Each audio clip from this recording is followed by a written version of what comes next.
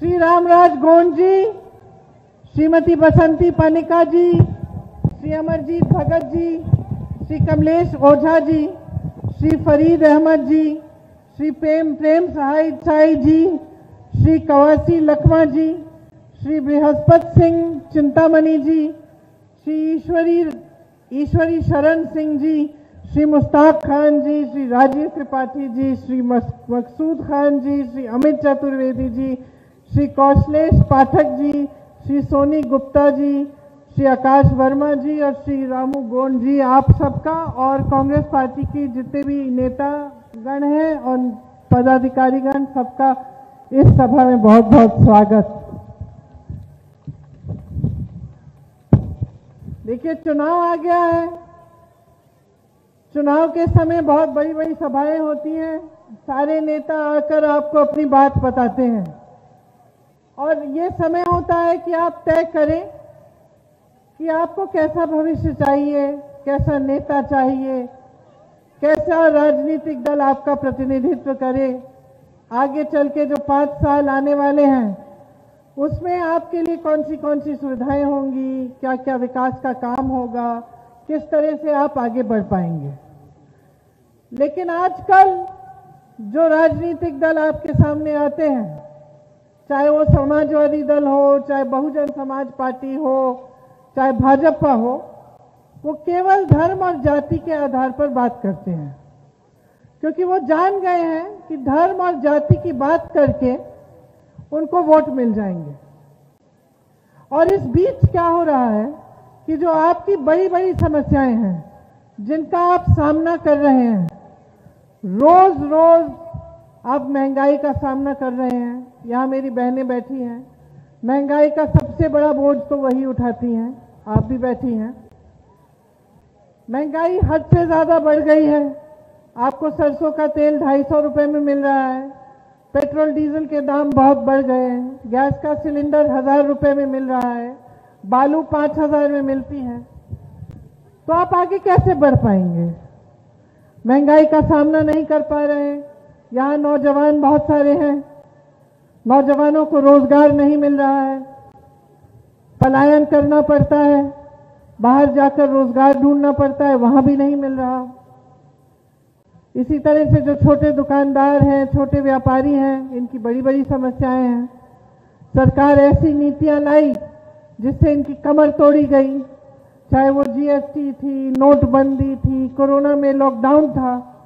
सारी मुसीबतें छोटे व्यापारियों, छोटे दुकानदारों पर आई और सरकार ने कोई राहत नहीं दी। और मेरे किसान भाई बहन हैं जिनको उपज का दाम नहीं मिलता, खाद नहीं मिलती, यहाँ के आदिवासी जनजातियों की बड़ी बड़ी समस्याएं हैं। जो अधिकार आपको जंगल पर जो अधिकार दिए गए थे, कांग्रेस की सरकारों ने दिए, लेकिन आज आपका हक रहा नहीं। आज जैसे रामराज जी ने कहा, बुलडोजर से आपको हटाया जाता है आप ही की जमीन से, जहां आप पुश्तों से रह रहे हैं। जो जमीन आपकी हक है वो आपकी है।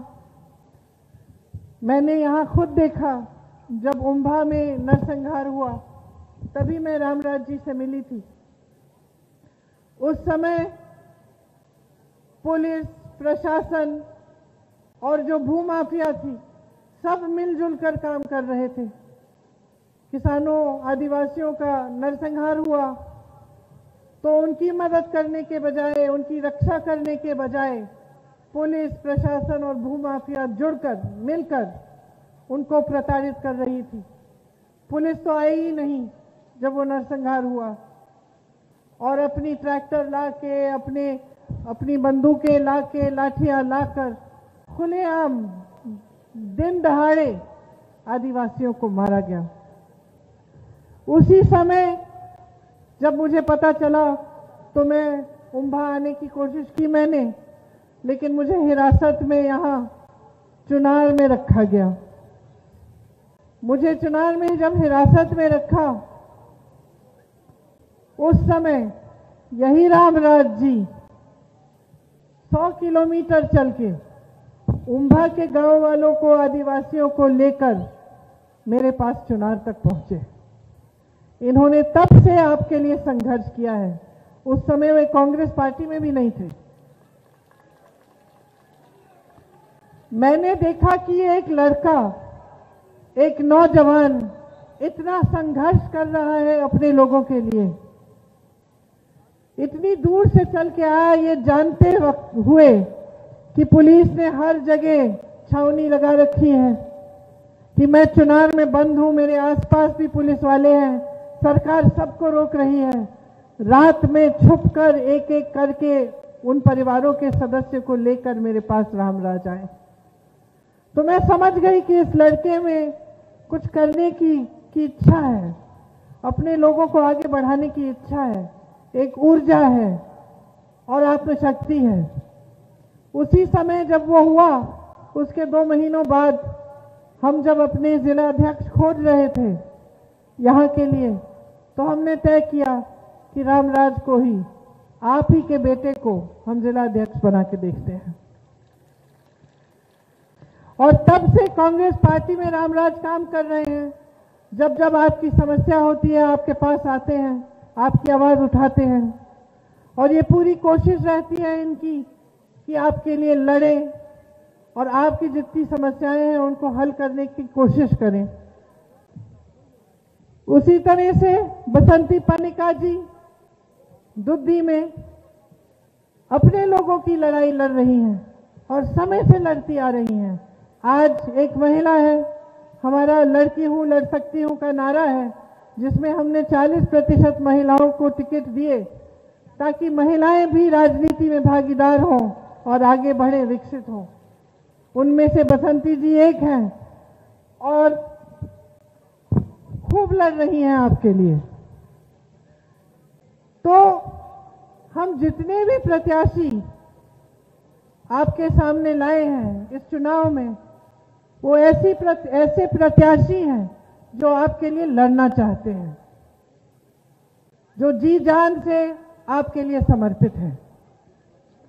हम एक ऐसी राजनीति की बात कर रहे हैं, बार बार कह रहे हैं कि एक नई राजनीति होनी चाहिए उत्तर प्रदेश में, जो विकास की राजनीति हो, जिसमें आपके सामने नेता धर्म जाति की बात करने के बजाय आपके लिए रोजगार कैसे पैदा करेंगे, आपकी शिक्षा की कौन सी संस्थाएं लगाएंगे, बिजली के तार कब लगाएंगे आपके गांव आपके शहर में, किसानों के लिए कौन सी सुविधाएं बनाएंगे, छोटे दुकानदार व्यापारियों के लिए क्या क्या काम करेंगे, ये सब बातें करें कि आदिवासियों को किस तरह से विकसित करना है ताकि वो भी अपने पैरों पे खड़े हो सकते हैं और कमा सकते हैं, और जंगल का अधिकार, वन का अधिकार उन्हें ठीक तरह से, पूरी तरह से मिल सकता है। ये बातें होनी चाहिए आपके सामने, और हम चाह रहे हैं कि ऐसी ही राजनीति हो, ऐसे ही नेता आपके सामने आए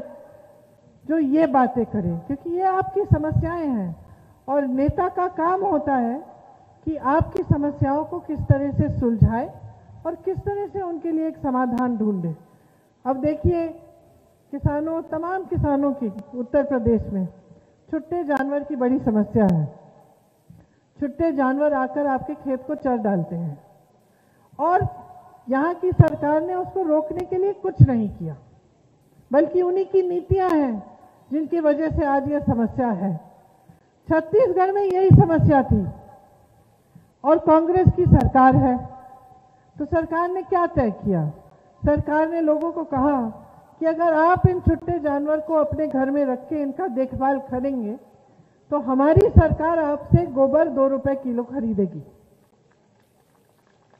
इससे क्या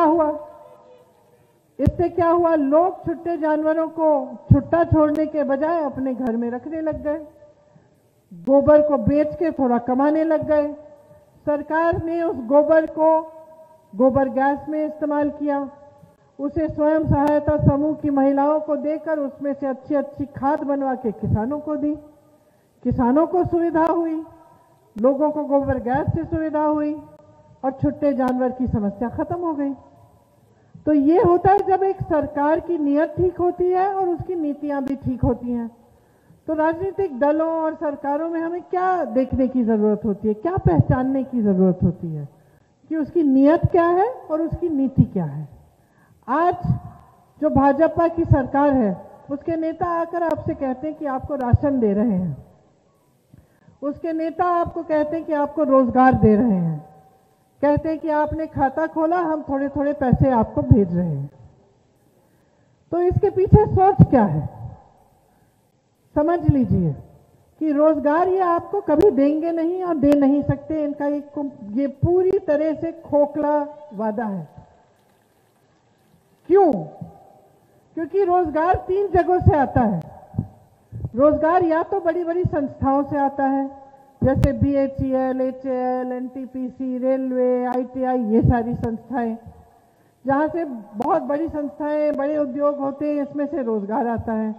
और ये पब्लिक के होते हैं, सरकारी होते हैं।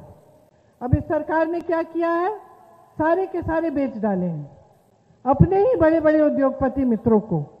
तो जब ये सारे बेच डाले हैं तो ना इनमें आरक्षण होगा और ना इनसे रोजगार पैदा होगा, क्योंकि जैसे ही प्राइवेट हो जाएंगे तो रोजगार पैदा करना बंद करेंगे और आरक्षण उनमें बंद हो जाएंगे। और कहां से आ सकते हैं रोजगार? किसानी, खेती से आ सकते हैं, छोटे बिजनेस, छोटे कारोबारों से आ सकते हैं। ये तो देश की रीढ़ की हड्डी है, लेकिन इनको आपने कमजोर कर दिया है। जितने भी छोटे छोटे कारोबार हैं बंद होने के कगार पे हैं। छोटी छोटी दुकानें खुद नहीं कमा पा रहे हैं, दूसरों को रोजगार क्या देंगे? तीसरी जगह जहां से रोजगार आ सकते थे, जो सरकारी पद है, जो सरकारी रोजगार है। अब इसमें 12 लाख रोजगार इन्होंने 5 सालों से पद खाली रखे हुए हैं। तो 12 लाख खाली पद हैं, 12 लाख रोजगार दे सकते थे, 5 सालों से इन्होंने दिए नहीं। अब चुनाव आ गया, आपके सामने आके कहते हैं कि रोजगार देंगे। तो आपको समझ में आ रहा है कि इनकी नीति और इनकी नीयत ठीक नहीं है, क्योंकि इनकी नीति से आप गरीब के गरीब रहेंगे। इनके जो बड़े बड़े उद्योगपति मित्र हैं वो अमीर बनते चले जाएंगे। आज जो सबसे बड़े उद्योगपति हैं देश के, जो इनके ही मित्र हैं प्रधानमंत्री जी के, जो 2-3 हैं, पता है कितना कमा रहे हैं? 1000 करोड़ रुपए एक दिन में कमा रहे हैं। एक दिन में 1000 करोड़ रुपए, आप सोच भी नहीं सकते कि कितना पैसा है। किसान 27 रुपए कमा रहा है। इस देश का किसान 27 रुपए कमा रहा है। बड़ा बड़ा उद्योगपति प्रधानमंत्री का मित्र 1000 करोड़ रुपए कमा रहा है। प्रधानमंत्री जी उस उद्योगपति के कर्ज माफ करे जा रहे हैं, किसानों के कर्ज माफ नहीं कर रहे हैं। उन उद्योगपतियों के लिए सारी सुविधाएं बन रही हैं, किसानों के लिए, गरीबों के लिए, आदिवासियों के लिए कोई सुविधा नहीं बन रही है। उन उद्योगपतियों के लिए किसान कानून लाए जा रहे हैं जिसमें किसान मेहनत करेगा, किसान का खून पसीना और कमाएगा उद्योगपति, किसान कमाएगा ही नहीं। यहां तक कि जो कानून था उसमें अगर आपकी जमीन पे कोई विवाद हो जाए, वो उद्योगपति लेना चाहे, तो आप सिर्फ DM तक जा सकते हैं, अधिकारी तक जा सकते हैं, आप तो कचहरी भी नहीं जा सकते अपनी जमीन के लिए लड़ने के लिए। ये कानून लाने वाले थे। किसानों ने आंदोलन किया, लड़े, 1 साल के लिए दिल्ली में खड़े रहे अपने हक के लिए लड़ने के लिए। न प्रधानमंत्री जी आए बात करने के लिए, न मुख्यमंत्री जी आए। उनके मंत्री के बेटे ने 6 किसानों को अपनी जीप के नीचे कुचल डाला लखीमपुर खैरी में। ये आज भी उन मंत्री के साथ मंच पे खड़े रहते हैं। उनका न इस्तीफा मांगा, उनके बेटे की जमानत करा दी, वो रिहा हो रहा है। तो अब ये नीति और ये नीयत दोनों खराब है। ये साजिश है कि इस देश की जनता, प्रदेश की जनता गरीब रहे। जब तक गरीब रहेगी तब तक हम इनको गुमराह कर सकते हैं। ये सोचते हैं कि हर चुनाव में जब हमें धर्म की बात करनी ही है, जब हमें जाति की बात करनी ही है और उसी पे हमें वोट मिल रहा है, तो हमें काम करने की क्या जरूरत है। ये आदत डाल दी है आपने। अब दशकों से आपके प्रदेश में ये सिलसिला चल रहा है कि धर्म की बात होती है, आप वोट दे देते हो, जाति की बात होती है, आप वोट दे देते हो, नेता सत्ता में है, राज कर रहा है, आपको गुलाम बना दिया है। वो तो आपका काम करना ही नहीं चाहता। ये तो प्रधानमंत्री जी तो मंच पे खड़े होकर कहते हैं कि मुझे तो मालूम ही नहीं था कि ये समस्या है छुट्टे जानवर की। आप प्रधानमंत्री हैं देश के, आपका मुख्यमंत्री है, विपक्ष का नेता जान रहा है, संघर्ष कर रहा है इसके लिए, आप नहीं जानते और आप कह भी रहे हैं कि आपको मालूम नहीं है। तो ये आपने बहुत बुरी आदत डाल दी है नेताओं में और इसको बदलना बहुत जरूरी है। जब तक आप बदलाव नहीं लाएंगे तब तक आप इस खाई में रहेंगे, तब तक ये स्थिति होगी कि कोई आपके गांव में, आपके शहर में विकास नहीं करेगा, आपको रोजगार मिलेंगे नहीं, चाहे खाली पद भी हो, आपको सशक्त करने की बात होएगी ही नहीं। ऐसी ऐसी स्कीम आएंगी जैसे महिलाओं के लिए एक गैस सिलेंडर पकड़ा दिया, सशक्त करने की बात नहीं की, गैस सिलेंडर दे दिया, अब आप भर ही नहीं पा रहे हो, नया खरीद ही नहीं पा रहे हो। और उस गैस सिलेंडर से, उस राशन के बोरे से क्या आपका भविष्य बन जाएगा? क्या ये तमाम नौजवान जो यहाँ पे खड़े हुए हैं, क्या ये अपने पैरों पे खड़े हो सकते हैं? नहीं हो सकते। तो इन बातों से, ये धर्म की बात, जाति की बात, कभी पाकिस्तान की बात, कभी बुलडोजर की बात, इन बातों से तो आपका पेट भर नहीं रहा है ना, आपको रोजी रोटी मिल नहीं रही है ना। रोजी रोटी मिलेगी कैसे? जब आपको रोजगार मिलेगा, जब किसान मजबूत होगा, जब सरकार उसके कर्ज माफ करेगी, जब ये बड़ी बड़ी बिजली की बिलें जो आ रही हैं ये कम की जाएंगी, जब आपकी मेहनत की कमाई आपको मिले, किसी उद्योगपति को नहीं, जब आपकी महिलाएं सशक्त बने, इनको भी रोजगार मिले, तभी तो आप आगे बढ़ पाओगे, तभी तो कमाओगे, तभी तो आजाद होगे, नहीं तो गुलाम रहोगे।